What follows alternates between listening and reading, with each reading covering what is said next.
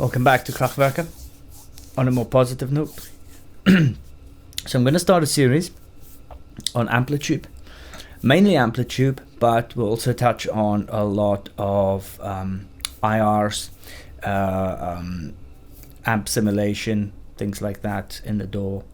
So the reason I want to do this is because firstly, I've got quite a bit of love for Amplitube. I think with all the guitar modeling stuff that's out there, I'm not talking about XFX and things like that, purely for production purposes, so in the DAW, on the computer, I think that Amplitube all around is still the best. I think some of them are better at, you know, the caps, and some of them are better at this, but all in all, the whole package from start to finish, recreating an amp digitally, a guitar setup digitally from start to finish, Amplitube I think is the leader, and it always feels as if they're not very well known, because if you look at adverts and promos, especially amongst YouTubers and stuff like that, they all seem to be focused on positive grid and a lot of these capturing devices, STL, waves, things like that. But I think Amplitube is, in my opinion, the best. I've always managed to get better stuff out of Amplitube than anything else, with one exception, which I'll go into later. However, so what I like about Amplitube is that if you've got a good DI signal, you can apply from start to finish the whole thing, the pedals into an amp, through the effects loop, speaker combinations, cabs, different rooms, additional microphones, microphone placements, and then all the kind of outboard stuff afterwards, graphic equalizers, compressors, reverbs, delays, you name it. So start to finish.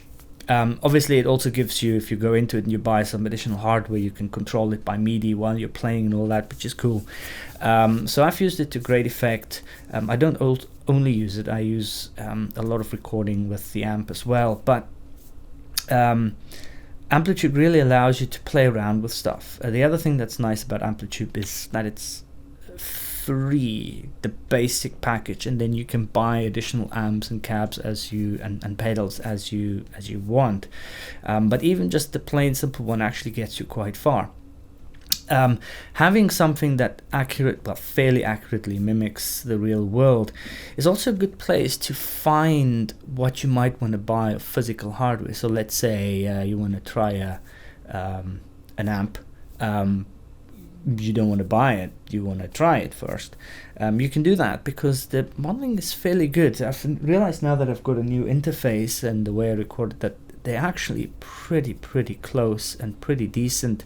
And one of the things that Amplitube does is they are not just basic IRs, they are actually modeled, each component in the pedal, each component in the preamp, in the head, and everything is modeled so that it tries to replicate things as much as possible. A lot of the stuff is licensed as well, so if you buy, well, from what I can see is that if you buy, let's say, an Orange amp, a certain kickback goes to them, so they're not, you know, it's not just a blatant copy of something without any kickback to the original manufacturer, designer, etc.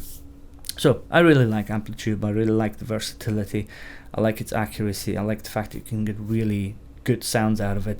Little things like if you really, turn up the volume on the amp, the speaker responds slightly differently. Little things like that. So it's not just sterile recreations of things. The only exception is the old Les Paul plugins, which now have a 64-bit version out, and I've created some of my own speaker IRs, which I sometimes apply at the end. So we'll go through that in the series.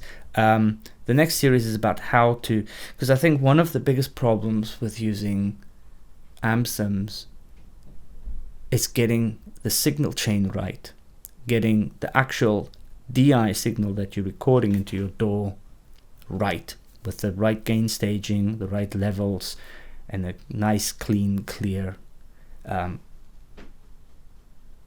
signal from your guitar into your DAW, because once that's done, actually the rest sounds incredible. So again, I'm not somebody who says you should use that, you should use that. I think you should use whatever you can use, whatever your situation dictates, whatever you feel comfortable with.